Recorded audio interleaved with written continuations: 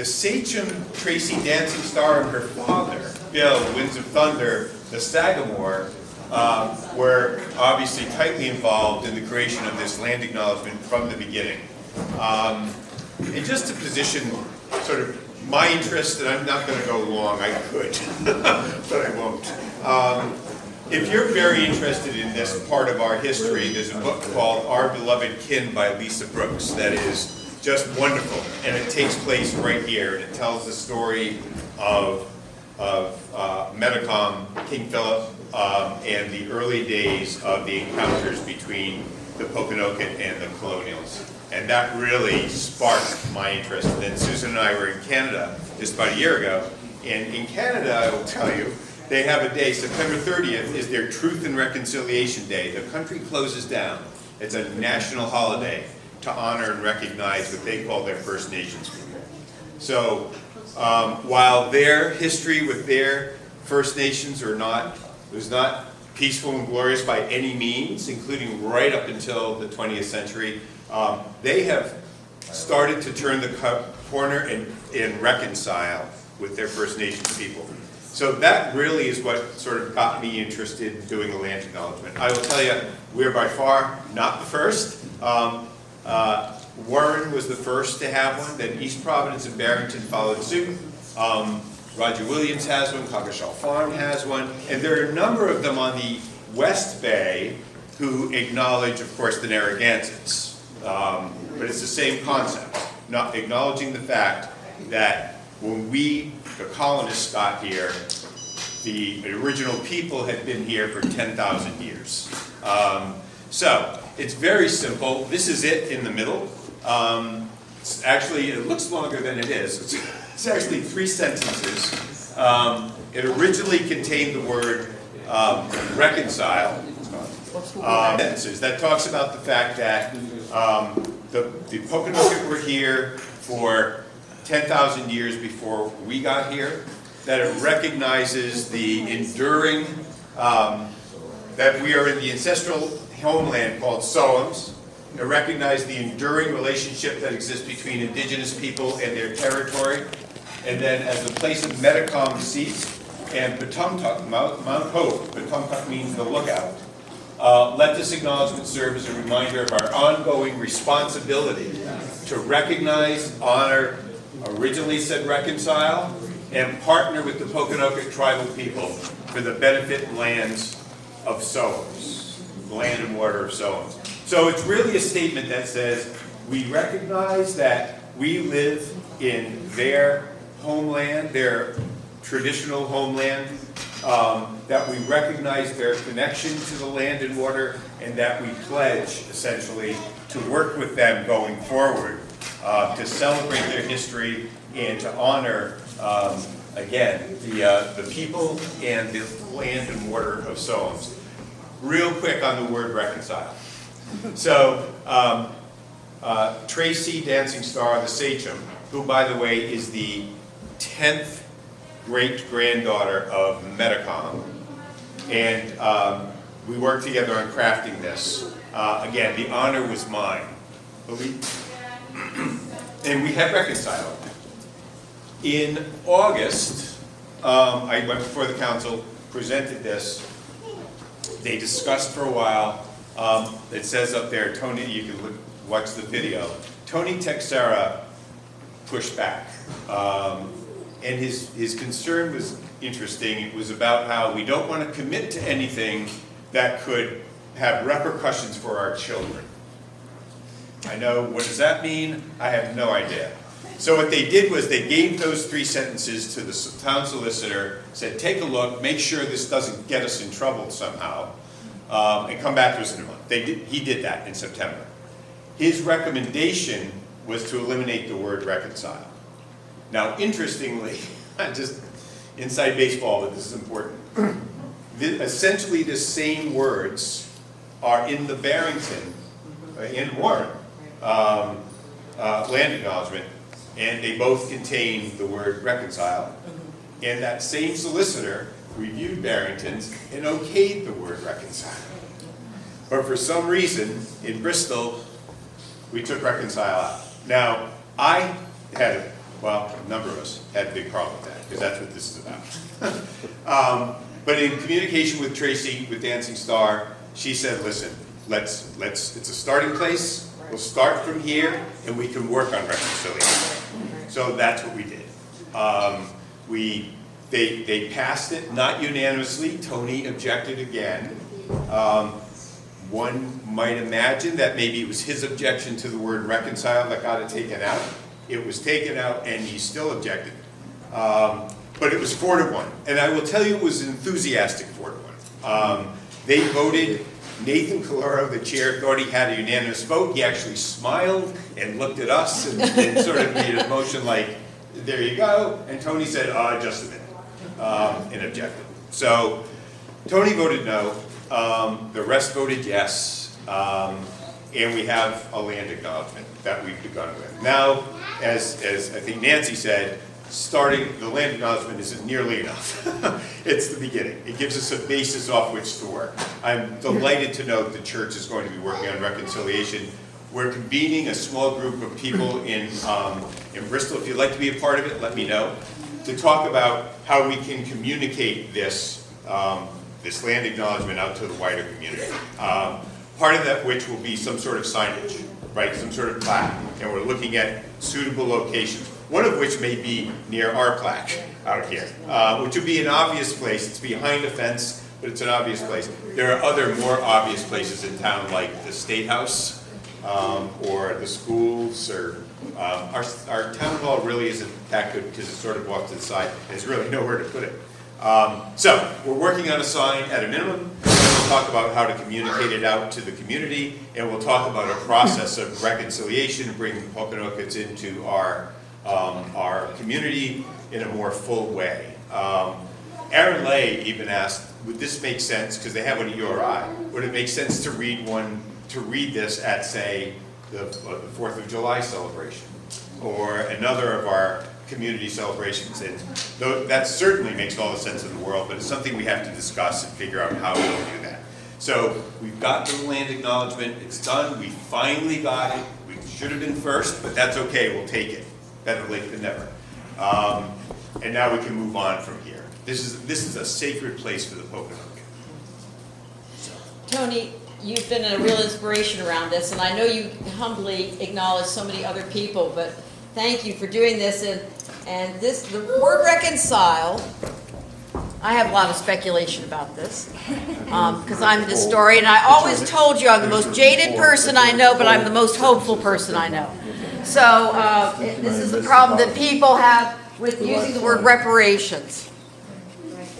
So we know what this is about. Let's not kid ourselves, okay? But I think what's really important is our confirmation class, because I said they're thinking about confirming their devotion to this church, and I felt that they needed to know these kinds of histories, so that when they come to that moment of deciding, they're aware of everything that's happened here. Do you know that this church contains, if you want to know about Congregationalism and our history, this church pretty much contains it all, right here. Probably the only other church that does, Dave mentioned them, which is Newman Congregational Church, which was founded in 1643 from an original land grant from Massasoit. So they're a little older than we are, but I think it's important to note, and I want Dave to talk, I think it's important to note that next year is the 350th anniversary of the Soames. Of King Philip's War. So we're in this trajectory right now that we all should be embracing each other's history. So one important thing, you mentioned the Sunday school, and thank you for reminding me I was going to say this. To give you an idea of sort of the launch, the land acknowledgement was supported with letters from 5 organizations, and I know I'll forget one if I start naming them, but I'll try. The Historical and Preservation Society, the Soames Heritage Project, the Tribe, obviously, Save Bristol Harbor because of the land and water piece, and really interestingly, the school district. wow. The schools are going to start incorporating Indigenous people history into the curriculum, and the land acknowledgement couldn't have come at a better time for them to include it. And the assistant superintendent, Diane Santa, who's sort of driving all this, has sent a note, has sent the land acknowledgements out to the school community. All the principals and the teachers and so forth now know about it. And she's asked the principals to start Indigenous Peoples Day with this. And when is that? A week from Monday. And a week from Monday, 14th. So every kid in the district are going to hear this on the 14th. That's very cool. So that's a great launch because it starts with the kids. That's So- great. So thank you all Thanks, for. Tony. If you're interested in joining, please come along. Thanks. I'm going to let Dave take over, but I just want to recognize Diane back here, who has, because Dave mentioned her. And Diane, you have worked on so many things together, and is so knowledgeable about our history. And somebody wisely opened up our historical room. Thank you so much. Please peek in there. But I just wanted to say it's so great you're here, and that you can share in this moment too. Thank you again for the opportunity to come here. I agree. This is ground zero for this whole project in a lot of ways, to help people understand who lived in this land for over 10,000 years, but who unfortunately so many of us have forgotten about or never learned because no one told us.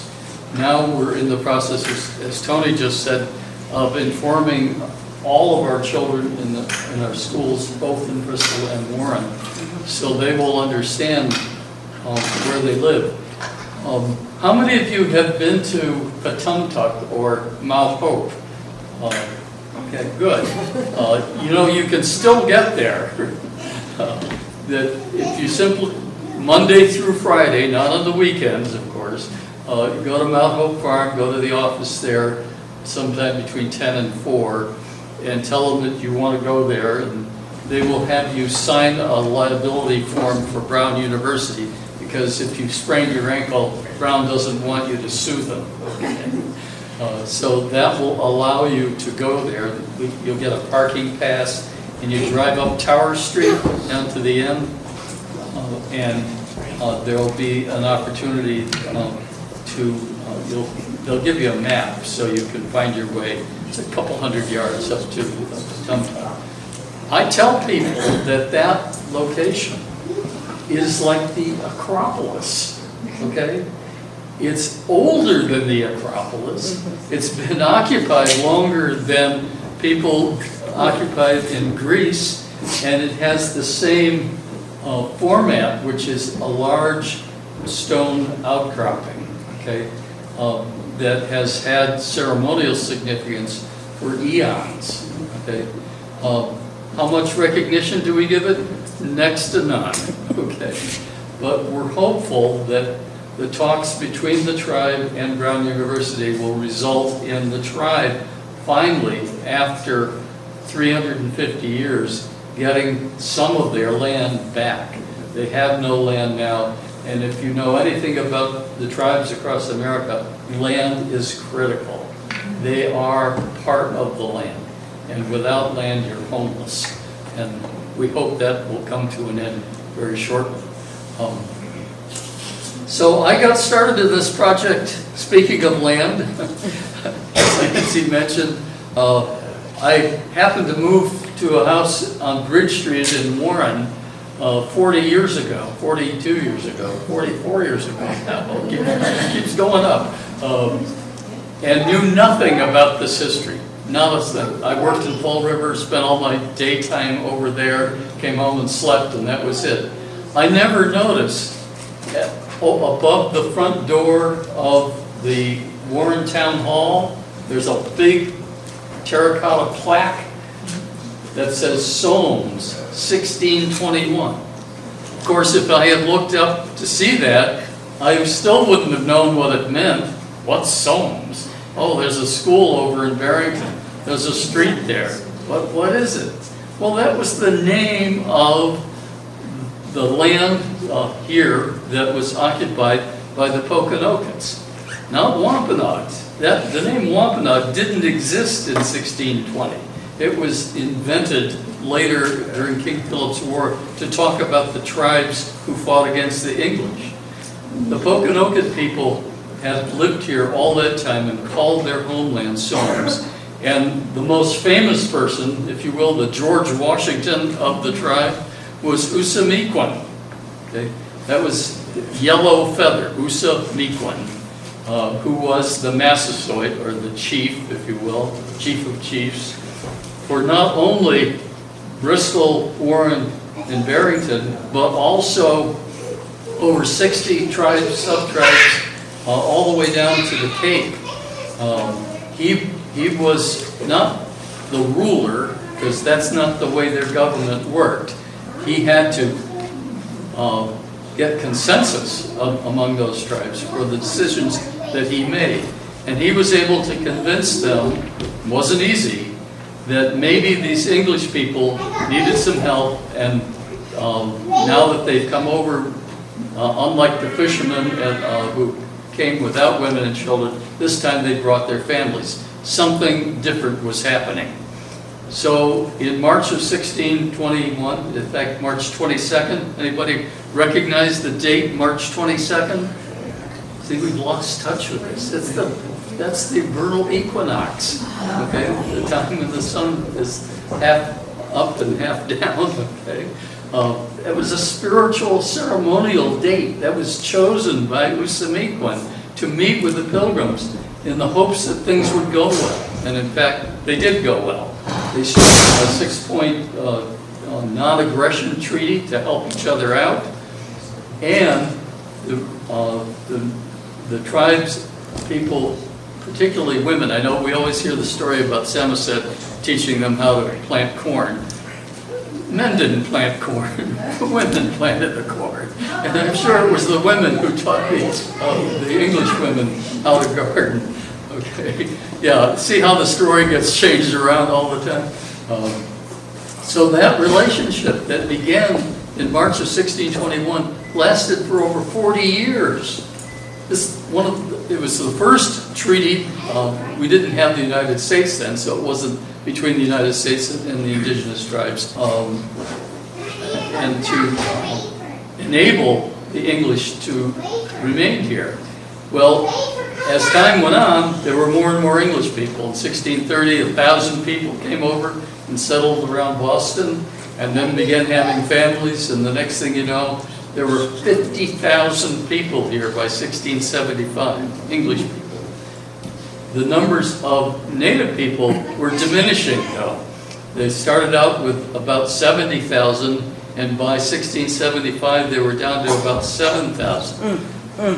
Mostly because of disease, smallpox and other outbreaks, but also the stress of colonization, the loss of land and liberty that they had had as English, and their cattle and pigs ruined their cornfields. And one thing after another, things got worse and worse and worse. And finally, if you read the whole story, you'll read about John Sassamon's death up in Middleborough when he was suspected of saying that Philip was about to start war. We don't know whether that was in fact the case or not, but it was enough that it convinced the English to try 3 native men who were accused of killing Sassamon by pushing him under the ice. And after they were hung, 2 weeks later, some warriors over in what is today Warren, over next to the Kickamuit River there, okay, on Child Street, they began attacking one of the farms, Joe Winslow's farm, and killed some of the cattle there. Why? Because the cattle were taking away their food. Who wouldn't do that? And they couldn't get the English to agree to keep their cattle penned in. So following that, a young 12-year-old boy shot at one of the Indians, wounded him, and eventually killed him. That set off the war. And it was a terrible war on both sides, awful atrocities committed by both of them. because it was all-out warfare for the native people. The effort was to try to get the English to go back home, and the English wanted to defend their land and take more of it. So you had this awful war raging for 14 months. It finally ended when the native people ran out of food and ammunition the following spring, and then Philip was tracked down and shot at Mount Hope. So you have the beginning and the end of the war right here. Someone mentioned, if you want to read the whole story, read Nat Philbrick's Mayflower. It's a wonderful book, very well written, very readable, and he will tell the whole story about what happened here. Doesn't have much to do with the Mayflower. They should have renamed it Bristol and surroundings. So that's a way to learn more. So I've learned a whole lot more. I've talked with a lot of people since then, and we hit upon the idea of, and a suggestion of a woman in Barrington, that why don't we make this a national heritage area? You've heard of the Blackstone Valley Heritage Area? That was the second one started this country by Senator Chafee back in early 80s. That's a program that the National Park Service runs throughout the country.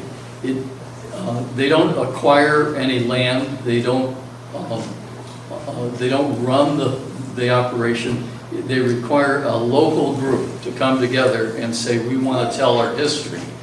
And that group has been working for the last 2 years on a feasibility study. They're about to finish that up. And the next step will be to convince our senators, both in Massachusetts, because we're in Rehoboth and Swansea and Somerset and Seekonk in Massachusetts, but also Bristol, Warren, Barrington, East Providence, and a piece of Providence in Rhode Island. So we've got to get Senator Reid, Senator Whitehouse, Senator Warren, all to come to an agreement about doing a heritage area. And that is the process probably over the next couple of years. So we'll be looking for people such as yourselves to support us in that.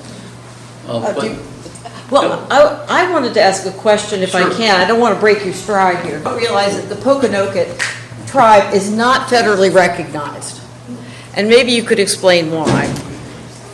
Well, one of the requirements in order to have a recognized tribe under this is all under the Interior Department, is that you show continuous governance over a period of time to establish your credentials as a bona fide tribe. Well, how do you establish continuous governance when you were driven out of your land, stripped of any authority, given no place to reside, all your land is stolen, okay? How do you get continuous governance out of that? Basically, we have defined out the Pokanokets as having any possibility of being federally recognized. That's because of the U.S. government's law, not because of something they've done.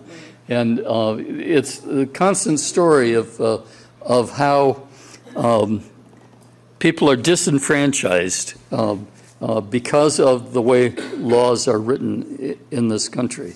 They also couldn't prove a continuous line of heritage, biological line, because Metacom's family was sold into slavery in the Caribbean. So you can't, tracing your genetic line your heritage line is very difficult when you've been captured. And the records have been altered, and right. Your racial identity has been erased, and in 1880 the Commonwealth of Rhode Island tried to eliminate all native people, just simply redefine them. You were either black or white. There's no native people. The Narragansetts fought against that, and fortunately that didn't remain. But there have been horrendous efforts. So right up into the 20th century, you've all heard about the boarding schools that native children were stolen and taken to. and, the families were threatened, if you don't send your kid, we're gonna remove all your food subsidies, okay? So children from here were sent to Pennsylvania, and Carlisle School. those schools, you always think about this as, ancient history. This is the 1970s, Right. okay, before those schools were closed down. Okay? So there's a lot we have to learn. I'm glad you've got a project undertaken to look into all of this history and to learn more. Try to use genetic testing? Well, people ask about that, but tribes don't go by genetics. They go by relationships and the family connections. And you establish your membership in a tribe by your genealogy, basically, who you're related to.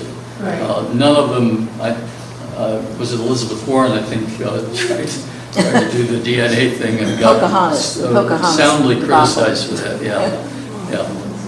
And you think about it, the tribe, we haven't had genetic testing for more than 20 or 30 years. The tribes have been doing this stuff for eons, Right. so they know how they want to do things. Yeah, Diane. It may be too big a question, but I'm trying to wrap my head around it. What would an organization such as this church do to help with the reconciliation part?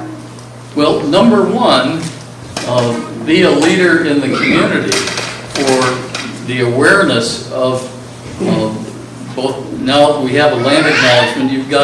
You've got your government behind it, okay? But to tell people that, when you come into Bristol, it's not just the home of the 4th of July parade, Right. okay? It's the home of the Pokanoket people. And starting with that recognition, that's what children are just this fall, for the first time, are starting to learn. We had the Pokanoket tribal historian, Strong Turtle, who came and spent 2 days teaching the social studies teachers here. We went around to the various sites, and there's also the Sense of Pride program, and that's also incorporated the same history in that. So teaching the next generation is a very important thing, so people don't grow up in this town unaware of what took place here. Beyond that, there are all kinds of things that can be done. I know we set up a committee through the town council in Warren to look at the different things that we should be doing. Put more books in the library about local history and talk about indigenous history. We had a whole collection of, some of you will remember the Warren Warriors. Okay, that was the mascot of the Warren High School before the two towns merged. Well, there are all kinds of mugs and trophies and things of that sort with this Western Indian headdress on it, talking about the warriors, like, oh, these savages, So we got the town to just go through and turn those things around so you don't get this distorted picture of Native people. There's a cigar store Indian there. We wanted them to remove it altogether. They didn't agree to that, but now there's an interpretive sign. And that's the way, like statues of Columbus. You don't necessarily have to remove things. You have to explain to people, this is what people used to think. Okay. And now we understand a better way of history. So there are different things you can do like that. But I think it's incumbent on the town to get a group of people together to come up with all the things that need to be done in the town to help with recognition. And the land acknowledgement is just the first step. If you go on the website, just somes.org, it will tell you all about the project. And then somesheritagearea.org tells you all the history. And there's like 600 pages in there.